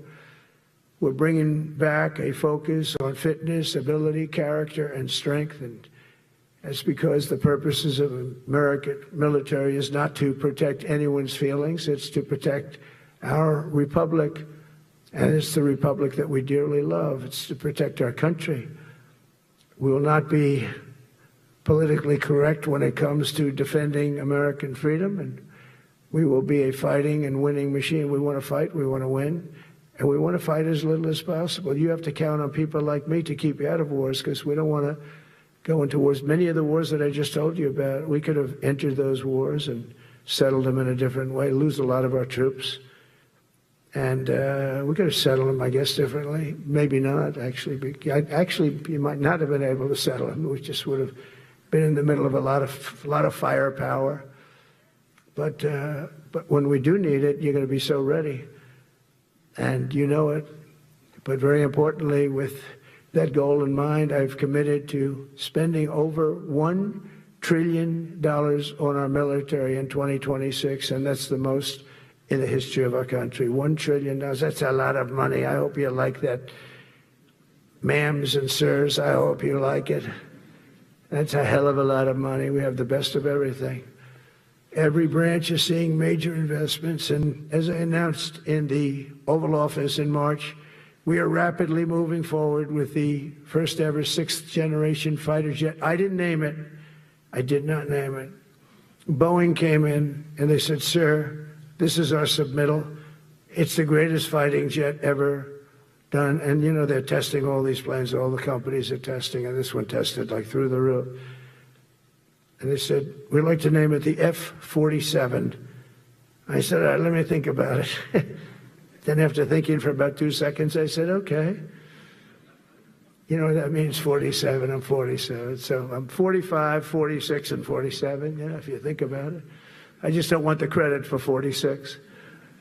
I don't want to have their open borders and people coming in from all over the world, including jails and mental institutes. I don't want that on my record, but I like having it. We're investing tens of billions of dollars in modernizing our nuclear deterrence capabilities like never before. And we've begun construction on what we call the Golden Dome missile defense shield. It'll be the most sophisticated in the world. You watched it do well until they had some problems at the end with a little bit of a lack of ammunition, defensive ammunition, but they've got that taken care of. But I tell you, it's what we're doing is so good, and we deserve it. You know, we help other countries with it. We don't have it ourselves. And Canada called me a couple of weeks ago. They want to be part of it. To which I said, well, why don't you just join our country? You become 51, become the 51st state, and you get it for free. So I don't know if that made a big impact, but it does make a lot of sense. It actually makes, because they're having a hard time up there in Canada now, because as you know, with tariffs, everyone's coming into our country. We have more investment than we've ever had before, $17 trillion coming in. As an example, in 4 years, Biden didn't have $1 trillion. We have $17 trillion more than that in 8 months coming in. And they're coming in from Canada, Mexico, from Europe, from all over. AI, auto plants. Everybody's coming back to the United States. Under my budget, we will be expanding the U.S. Navy by at least 19 ships next year, including submarines, destroyers, assault ships, and more. And it's going to be much more than that as we go along, because we basically don't build ships anymore. We do build submarines, but we don't build ships. Do you know in the Second World War, they were freighters and different types, but we were doing a ship a day, and now we don't do ships. And I'm not a fan of some of the ships you do. I'm a very aesthetic person, and I don't like some of the ships you're doing aesthetically. They say, oh, it's stealth. I say, that's not stealth. An ugly ship is not necessary in order to say you're stealth. By the way, the B-2 bombers were incredible. That is stealth. They went into that. I was with General Kane and Pete were in the, we call it the war room, but we're watching them go in, and they were totally untouched. They were not seen. They were literally not seen. They dropped their bombs. They hit, every single one of them hit its target. It was total obliteration. CNN, when we came back, fake news CNN, oh, their camera just went off. You know, their camera, every time I mention them, they turn the camera off because it's never good. They say, this is a problem. But I don't blame them. You're better off keeping it off. But they have some scammer reporter who started saying, without any knowledge, that He may not have hit the targets as well as they thought. It may not have been obliteration. He did hit the targets, and they got to give us a little credit, right? It was obliteration, it turned out. The Atomic Energy Commission said it was obliteration. Not only did they hit the target, they had these chutes. And think of this here. Way up in the sky, there was no moon. It was dead dark. You couldn't see a thing. You couldn't see them. But they had, I guess, a beam going right into these chutes. Every single one of those bombs went right down those chutes into a granite mountain. I think it's the last time they're going to build air chutes. They had these air chutes that were nice, beautiful. They were meant for us. But it was total obliteration. And now they give us credit for that. But these people were phenomenal. I tell you, for the Air Force people here, you can be very proud. That B-2, we just ordered a lot of new ones and updated ones, but I'd take the other ones. Let me tell you, they couldn't have worked any better. So they flew for 37 hours total, back and forth, no stops, no nothing. We had 52 tankers loading them up. And that's a job I wouldn't necessarily want too much, flying a tanker, loaded up with hundreds of thousands of gallons of fuel. I don't know if I'd do that job, General. I asked the question, what happens if it gets hit? Sir, you don't want to know about that, right? I don't want to know about that. But those guys, they just hear us. They're incredible. I had them all to the Oval Office. We had the B-2 pilots and a lot of the people, even the people that took care of them, the maintenance people, just as important. We had them all to the White House, gave them a big party on the lawn, brought some of them into the Oval Office. But on top of all this, we'll deliver a hard-earned pay raise of 3.8% to every soldier, sailor, airman, Coast Guardsman, Space Guardman, and Marine, something you weren't getting from the past administration. They did not do with respect. They're Democrats. They never do. Not only are we rebuilding our great strength, but for the first time in years, my administration is actually using that strength to defend the core and vital interests of America. And very simply, we are putting America first. And I have since I've been elected. I've always put America first. It's sort of simple, you know, when you think. My campaign was run on common sense, and we did great. We got the highest numbers. Districts, you know, they have it broken up, 2,500 versus 525. We won every swing state. We won the popular vote. We won everything. We won everything. You have to take a look at the map. It's almost entirely red, except there's a little blue line on each coast, and I think that's going to disappear too. We did really great, and part of it is because of our success with the military, the rebuilding of the military, the vote that I got from the military, and they were the vicious people, you know, that we have to fight, just like you have to fight vicious people. Mine are different, a different kind of vicious, but they spread all these horrible, you know, they made up statements and said what I said about everything, but even about the military. But fortunately, the military didn't believe it. It's hard. You know, they make up a statement and they said, you say it. We had 25 people that said he never said that. 25. We had 25 affidavits. And they said, well, we're going with it anyway. You know, these sleazebags. And that's why the press is really losing all power, because people aren't believing it. We need an honest press. We need borders. We need borders. We need an honest press. We need fair elections. I mean, those three things. And we don't have an honest press. We have a really corrupt press. But we fight through the corrupt press. And the people understand you have to do this stuff a lot. You have to go on television a lot, because you can't get a fair shake if you're going to rely on somebody else. They don't understand. They've destroyed the image of media now is at the lowest point it's ever been. It's lower than Congress. Can you believe that? It's something. But together with many of you in the room, we've brought back the fundamental principle that defending the homeland is the military's first and most important priority. That's what it is. Only in recent decades did politicians somehow come to believe that our job is to police the far reaches of Kenya and Somalia, while America is under invasion from within. We're under invasion from within. No different than a foreign enemy, but more difficult in many ways because they don't wear uniforms. At least when they're wearing a uniform, you can take them out. These people don't have uniforms. But we are under invasion from within. We're stopping it very quickly. After spending trillions of dollars defending the borders of foreign countries, With your help, we're defending the borders of our country from now on. We're not going to let this happen. Biden let people come in from prisons, mental institutions, drug dealers, murderers. You know, we had 11,488 murderers allowed into our country by this guy who had no clue. He had no clue. He shouldn't have been there in the first place, but he had no clue.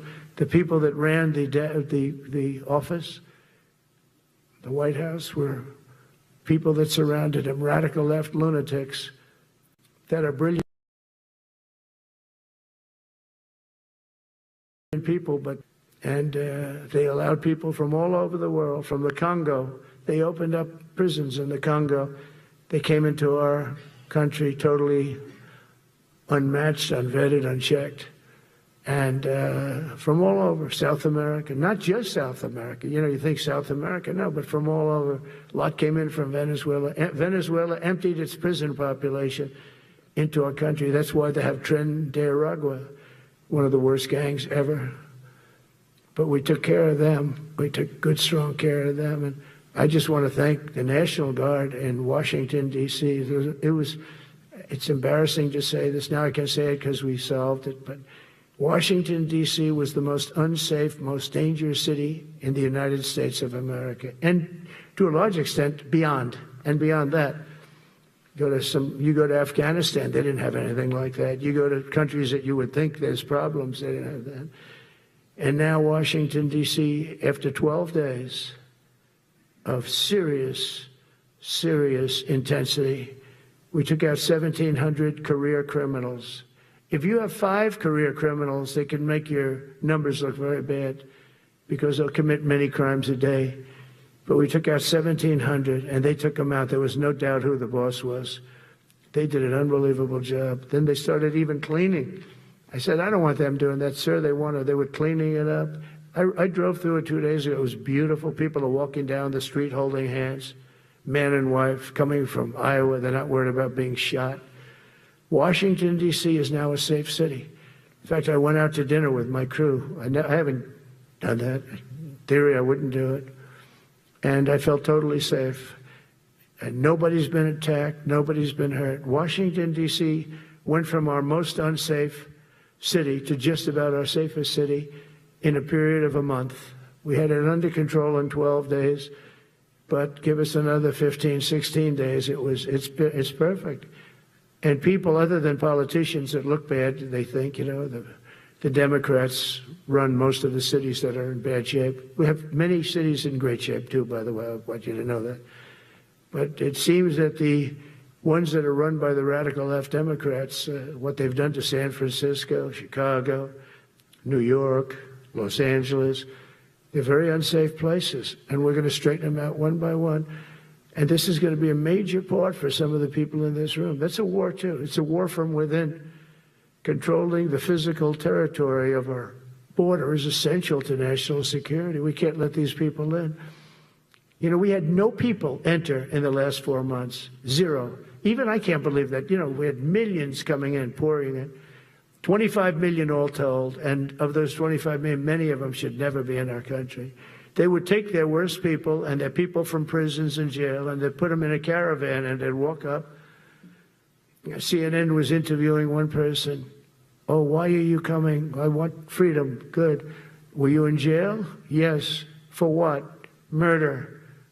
I said, you were in for, you had to see this anchor, a young woman. She's like, I couldn't believe. She'll probably lose her job. But because the left doesn't want to hear that. But we're running it based on common sense and based on love of our country. But I want to salute every service member who has helped us carry out this critical mission. It's really a very important mission. And I told Pete, we should use some of these dangerous cities as training grounds for our military, National Guard, but military. Because we're going into Chicago very soon. That's a big city with an incompetent governor, stupid governor, stupid. They threw him out of his family business. He was so stupid. I know the family. He becomes governor. He's got money. Not money that he made, but he ran for governor, he won, and now he criticizes us all the time. And last week they had 11 people murdered, 44 people shot. The week before that, they had 5 people murdered, 28 people shot. Every weekend, they lose 5, 6. If they lose 5, they're considering it a great week. They shouldn't lose any. You shouldn't lose any. This is civilization. And he's always up there saying, we're in very good shape. We don't need the military. No, they need the military desperately. How about Portland? Portland, Oregon, where it looks like a war zone. And I get a call from the liberal governor. Sir, please don't come in. We don't need you. I said, well, unless they're playing false tapes, this looked like World War II. Your place is burning down.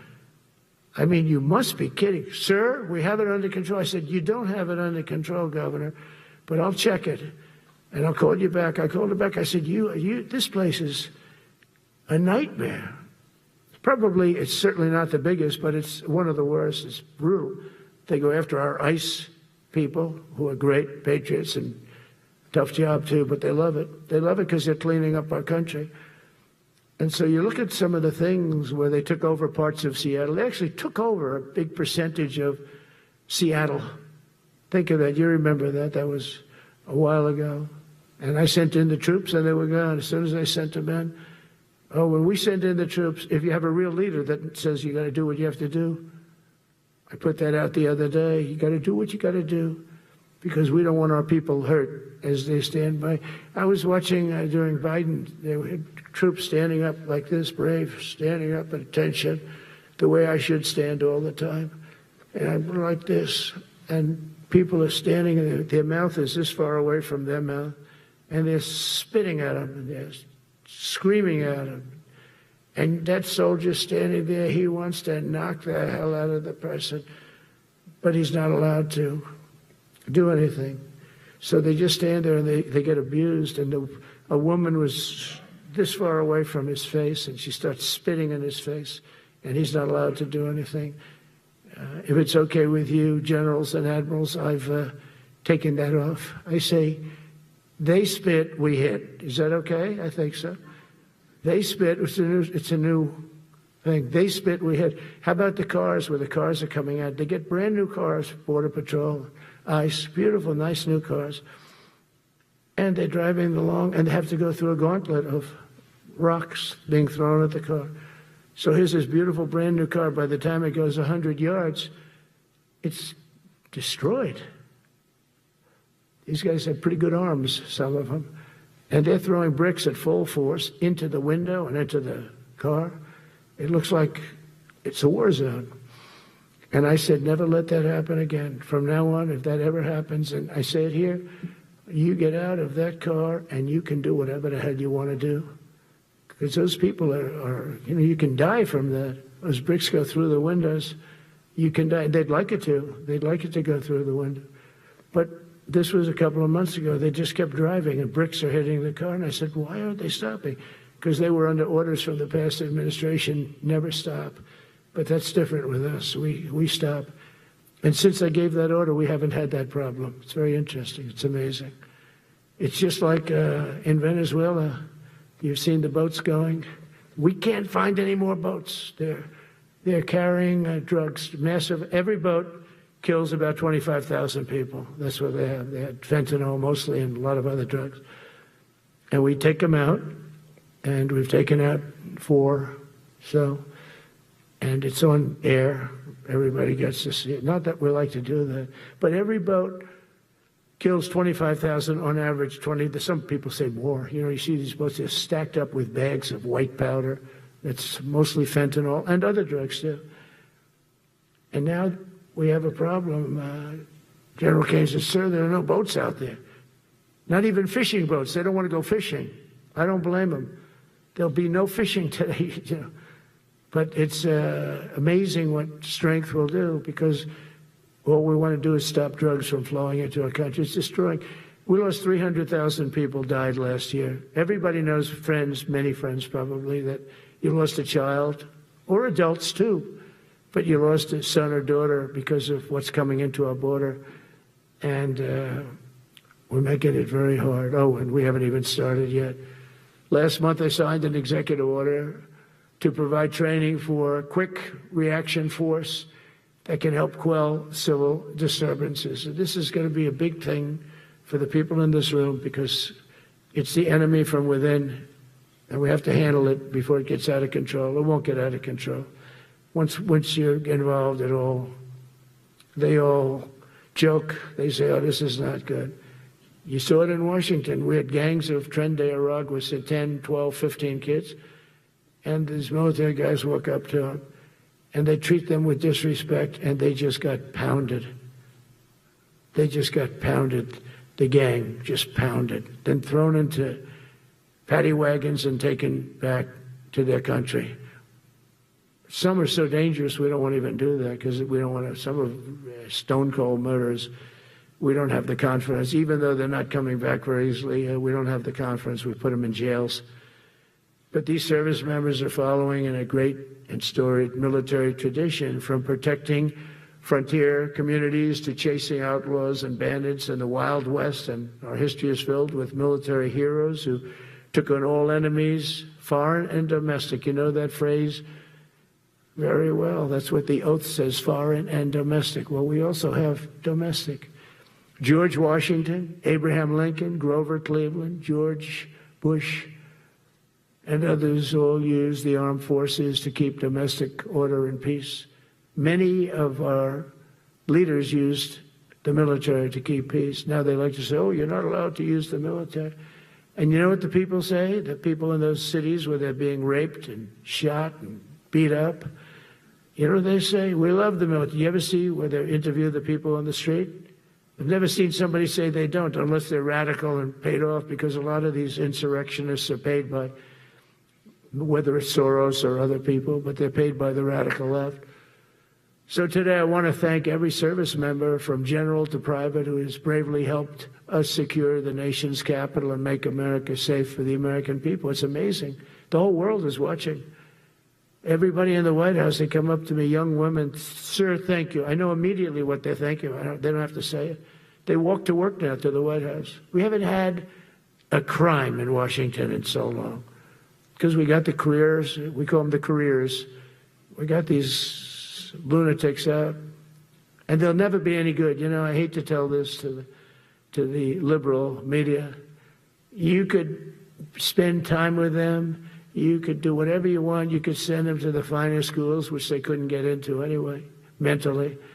They couldn't get in, but no matter what you do, they'll never be good. They're bad. They're career criminals. I don't know, maybe they were born that way. Some people don't like me to say that, but maybe they were. Certainly some were.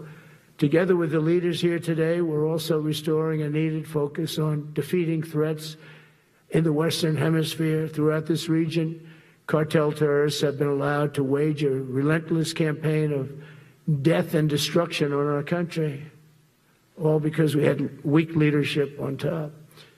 And we did a great job with it first term, but this is something else what we're doing now. We're taking it to the next level, probably next level times 3.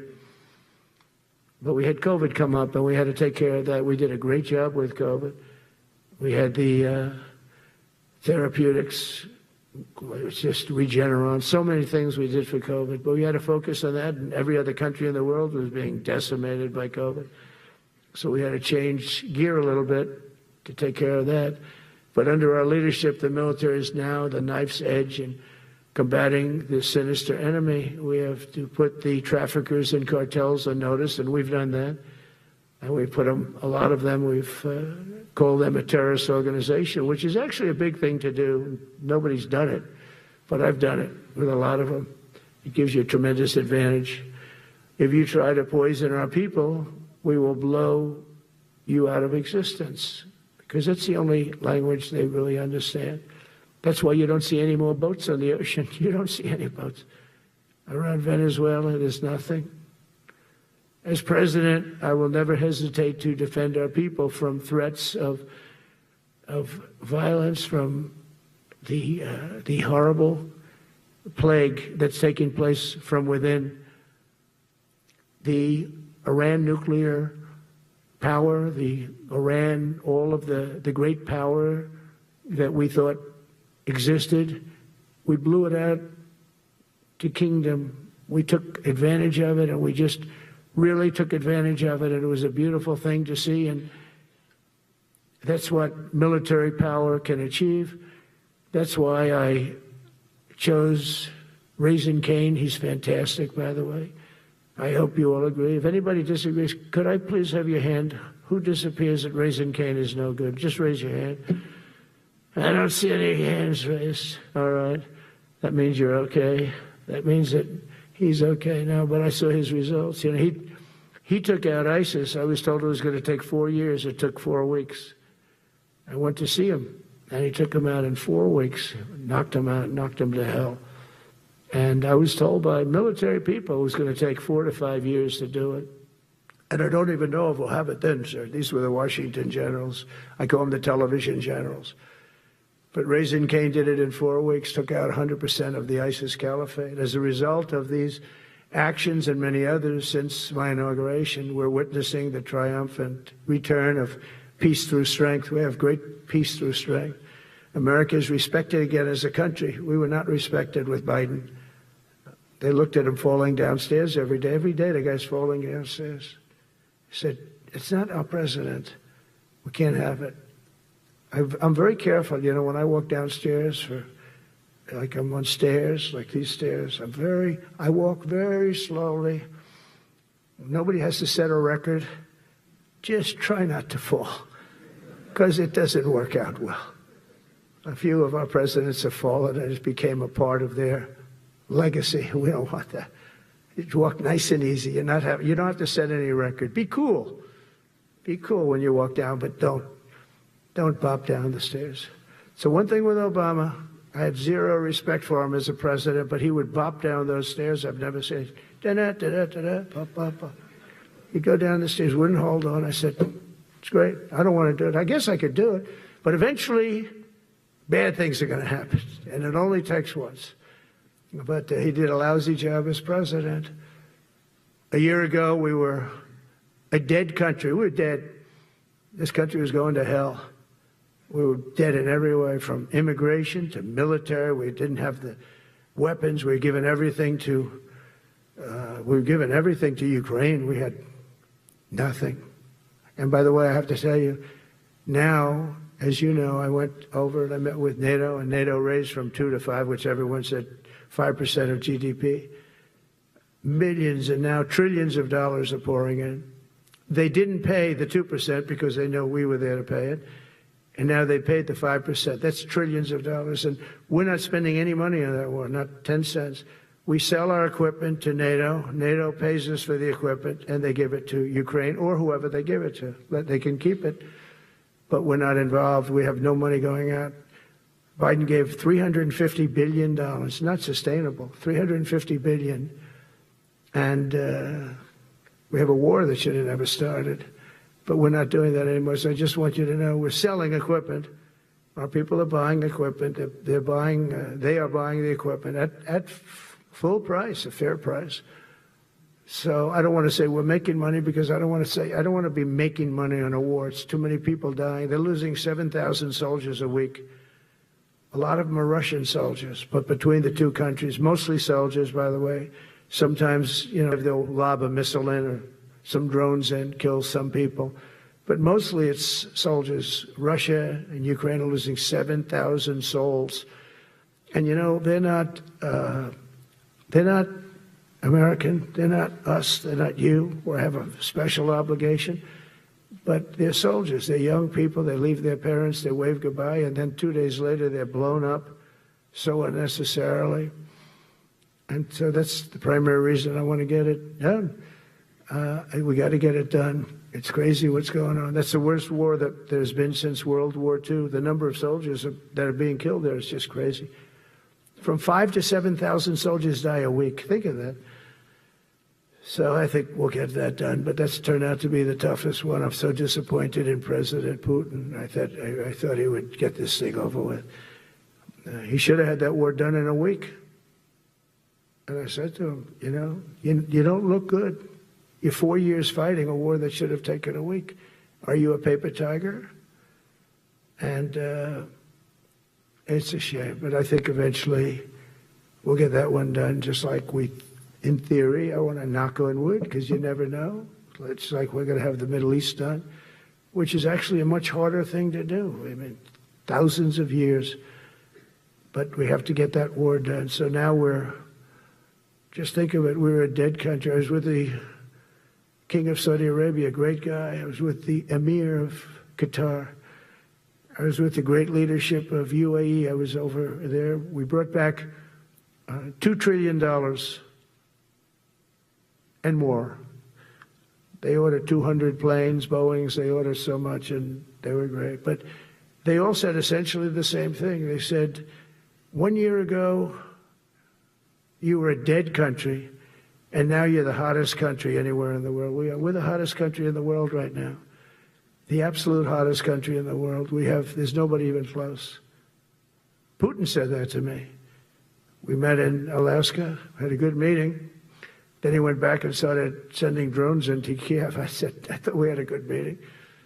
But it's one of those things. But we were a dead country a year ago, and now we're the hottest country anywhere in the world. Think of that.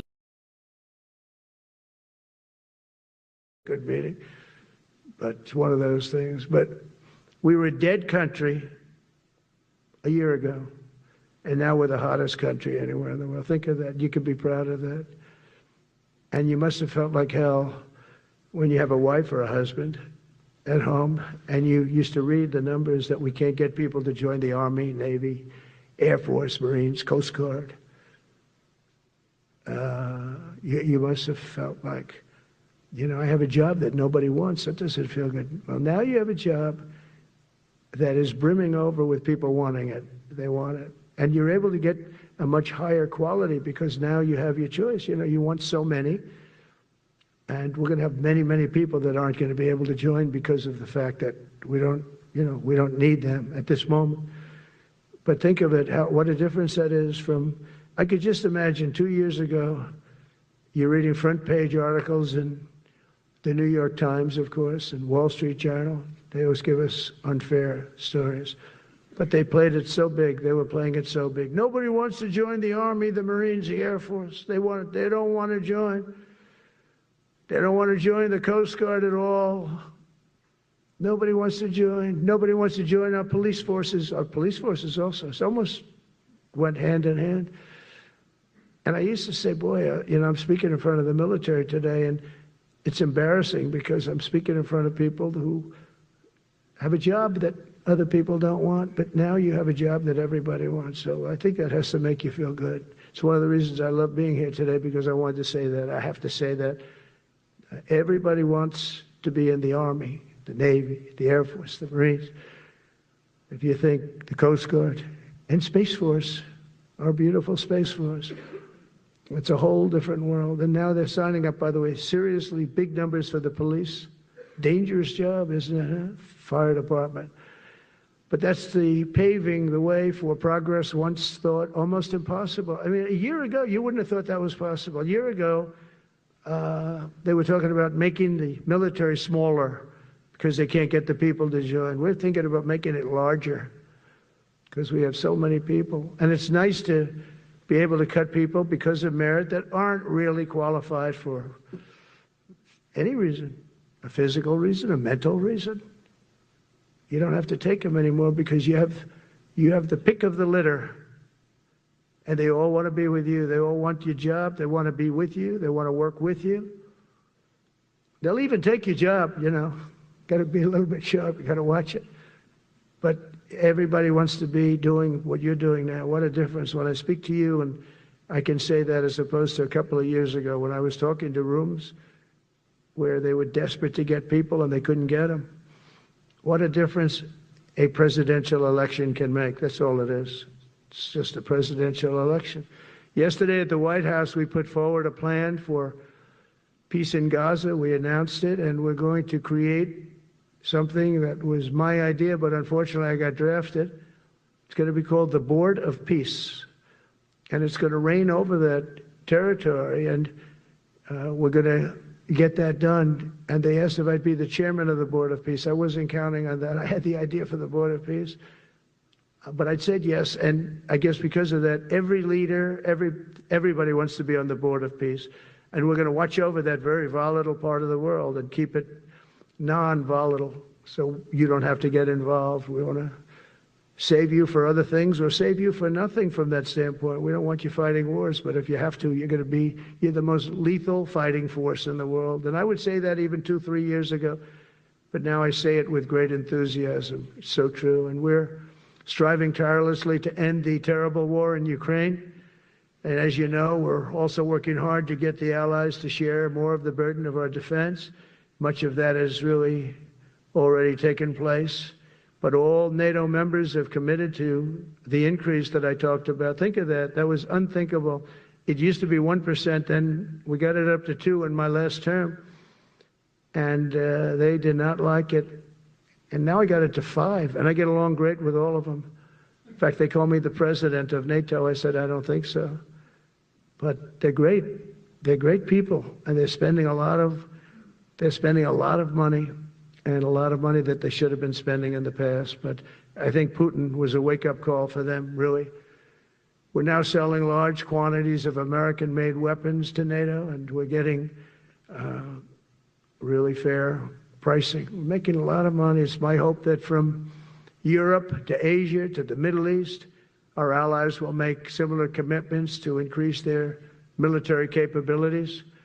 And this will greatly strengthen our alliances, and also it will make war far less likely. You know, if you're a strong presence like we are such a strong presence now. And I go around bragging about that. I said, we have the strongest military anywhere in the world. I say it. You never heard Biden say that. You never heard him say anything. But you never heard him say, did you ever hear him say, we have the strongest military? He doesn't say that. I say it. We have the strongest military anywhere in the world. We have great leadership. And I'll tell you, Pete and General Kane, and all of the people that I've met that have been lifted up in rank. And we got many of them out of here, too. I'll be honest with you. Didn't like doing it, but we got many of you out of here because we weren't satisfied. We know everything about everybody.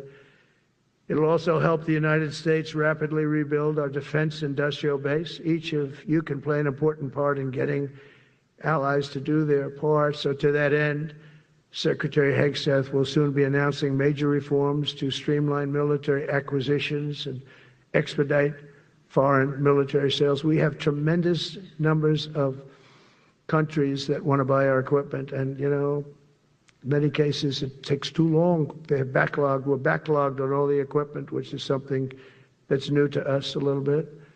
And I told those companies, you better get your ass going, because we're selling you a lot of equipment. We're getting countries to buy your equipment. You got to produce the equipment. Some of the countries, I'm not going to mention, but some of the countries are buying a lot. And that's a good thing. They're on our side 95%. I'll never say 100% because it can always turn, right? You know about that. But they're on our side. The problem is we have to get the companies that make this equipment. And we make the best equipment in the world, but they got to make it faster. We have orders for the F-35. We have orders for everything. The new F-47. We have orders for everything. They got to make it faster. A lot faster. Ammunition they have to make faster. In the coming months, we'll be making even more historic announcements to fully embrace the identity of the Department of War. I love the name. I think it's so great. I think it stops wars. The Department of War is going to stop wars. If we are as ruthless and relentless as our enemies, the United States Armed Forces will be totally unmatched in the future. We have a group of enemies that are very ruthless and very smart, but they can't match us. They can't match us. They don't even come close to matching us. Again, you know, it's very important for me to say we are the greatest military in the world, but we make the best equipment in the world. I watched our anti-missile missiles. I watched our Patriots just knock things out like a needle, hitting another needle on the stage. There's a needle up there, and you send another needle up, and it hits it every time. During the war, we went 14 for 14. We had 14, this is with Iran, we had 14 missiles coming at us. All 14 were knocked out of the sky, every one of them. We make the best equipment. From Sparta to Rome, to the British Empire, to the United States of America, history has shown that military supremacy has never been simply a matter of money or manpower. At the end of the day, it is the culture, spirit of our military that truly sets us apart from any other nation.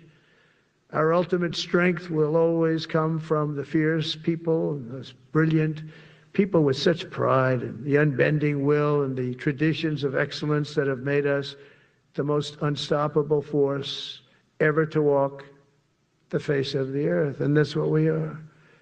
Remember, we never want to use it, but we have the most powerful nuclear capability, and I call it nuclear deterrent of any other country. Nobody close.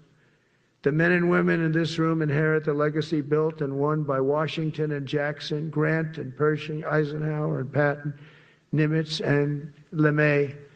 We carry forward the majestic military heritage passed down from father to son, soldier to soldier, and one generation of warriors to the next. You are warriors, you know that, right?